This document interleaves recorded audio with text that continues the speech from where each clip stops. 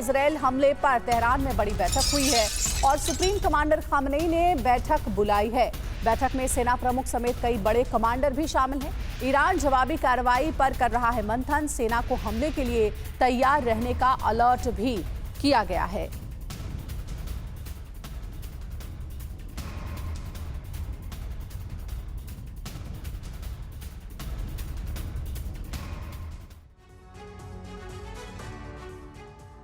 तो Iran Israel के उस हमले का प्रतिशोध लेने की प्लानिंग कर रहा है जिससे ईरान के 3 प्रांत बुरी तरह से दहल गए। लेकिन जिस वक्त ईरान में इजरायल के हमले हो रहे थे, जिस वक्त ईरान के शहर दहल रहे थे, ठीक उसी वक्त उत्तरी इजरायल में जलजला आया। भूकंप से इजरायल की धरती कांप उठी। अब सवाल यह है कि ईरान में आईडीएफ के हमले के वक्त ही इजरायल में जोरदार भूकंप क्यों आया? क्या ईरान में हमले की आड़ में इजरायल ने परमाणु परीक्षण कर लिया है? आखिर इस भूकंप के पीछे का सच क्या है? आधी रात को तेहरान समेत ईरान के कई शहर मिसाइल ब्लास्ट से दहल गए।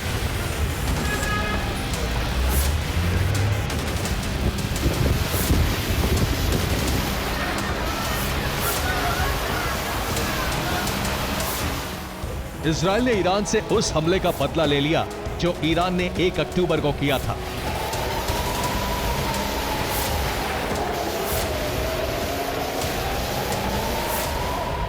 इजरायली एयरफोर्स ने ईरान के air defence system base, missile centre, drone ठिकाने और आईआरजीसी के हेडक्वार्टर को टारगेट किया।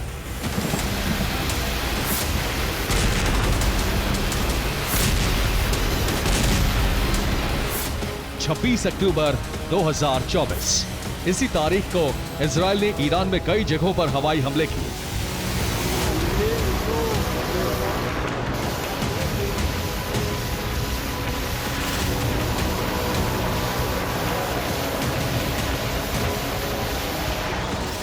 (26 अक्टूबर 2024) इसी दिन उत्तरी इजरायल में भूकंप के जोरदार झटके महसूस किए गए।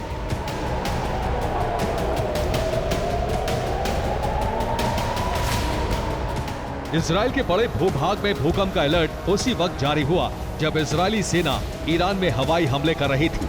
रिपोर्ट्स के मुताबिक उत्तरी इजरायल में भूकंप अलर्ट के 500 से ज्यादा सायरन बजे। इस मैप को देखिए, ये जो लाल रंग के निशान दिख रहे हैं, इस पूरे इलाके में भूकंप के झटके महसूस किए गए, यानी पूरे उत्तरी इजरायल में भूकंप के अलर्ट का सायरन बजा।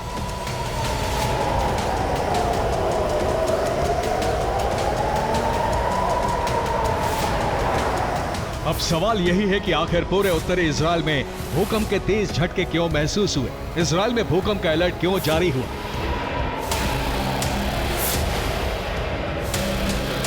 क्या ईरान में इजरायल का यह हमला सिर्फ धोखा था? क्या इजरायल ने हमले के पीछे परमाणु परीक्षण कर लिया है? क्या एटमी टेस्ट की वजह से ही इजरायल की धरती पूरी तरह से कांप उठी? क्या 500 अलर्ट सायरन बजने का कारण परमाणु परीक्षण था?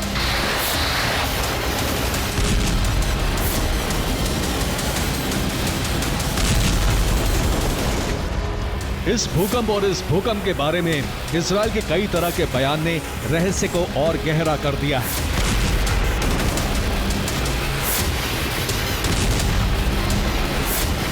इजरायली रक्षा मंत्री योआव गैलेंट ने कहा है कि इजरायल पर हिजबुल्लाह ने बड़ा हमला किया जिसकी वजह से भूकंप आया।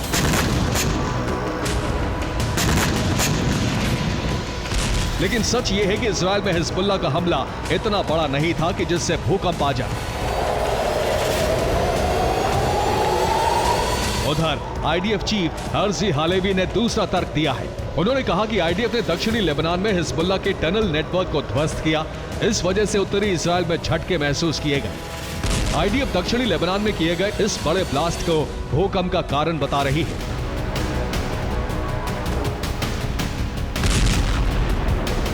इजरायली सेना का दावा है कि उसने कंट्रोल ब्लास्ट के जरिए हिजबुल्लाह के टनल नेटवर्क, जिसमें बारूद का बड़ा जखीरा रखा था, उसे उड़ा दिया।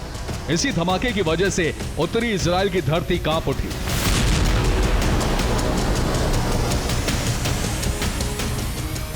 कुछ देर बाद इजरायल की तरफ से भूकंप को लेकर 3 और बयान आए, लेकिन तीनों अलग अलग। इजरायल ने कहा कि अलर्ट भूकंप की वार्निंग सिस्टम खराब होने से जारी हुआ। फिर कहा गया कि भूकंप की वार्निंग सिस्टम का टेस्ट किया गया, इसलिए ऐसा हुआ। आखिर में इजरायल ने कहा कि भूकंप आया ही नहीं, ये महज अफवाह है।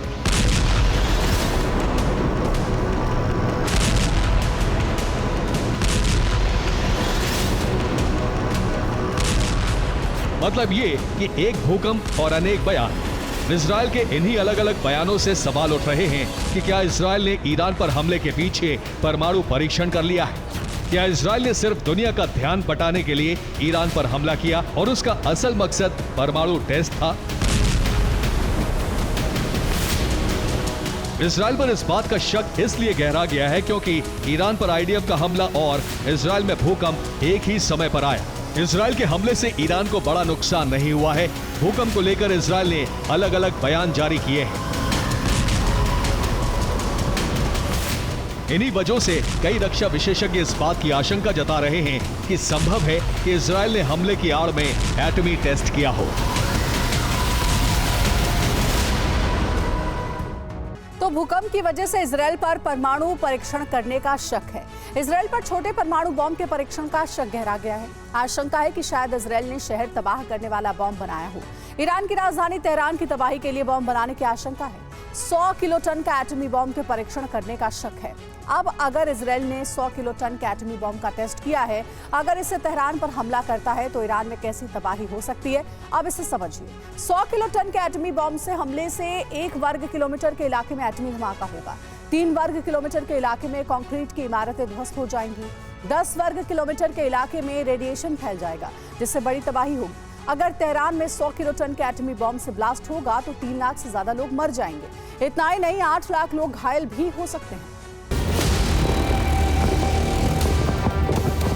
इजरायल पर शक गहरा गया है क्योंकि सवाल कई हैं जिसके जवाब नहीं मिले हैं।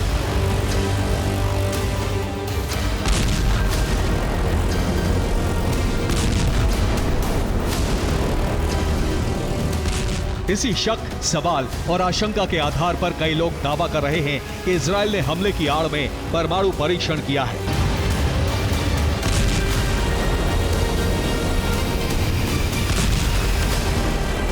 हालांकि इस बारे में इजरायल ने कुछ नहीं कहा है।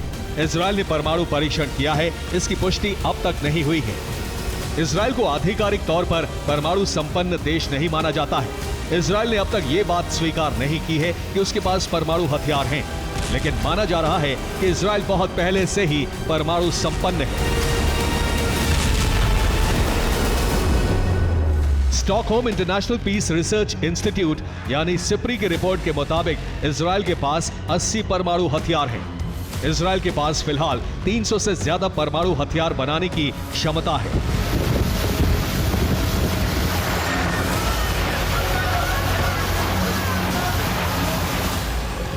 अब भूकंप के झटके के बाद कई रक्षा विशेषज्ञ इस बात की आशंका जता रहे हैं कि शायद इजरायल ने छोटे परमाणु बम का टेस्ट किया हो।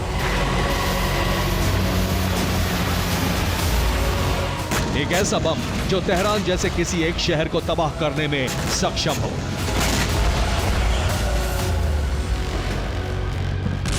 परमाणु टेस्ट की थ्योरी को हवा देने वाले लोग इसके पीछे एक और तर्क दे रहे हैं। ऐसे लोगों का दावा है कि अमेरिका नहीं चाहता था कि इजरायल ईरान पर बड़ा हमला करे, लेकिन इजरायल अमेरिका की बात मानने को तैयार नहीं था। ऐसे में शक है कि इजरायल और अमेरिका में डील हुई हो। आशंका है कि इजरायल ईरान में बड़ा हमला नहीं करने पर तभी राजी हुआ हो जब अमेरिका ने उसे परमाणु परीक्षण की अनुमति दी।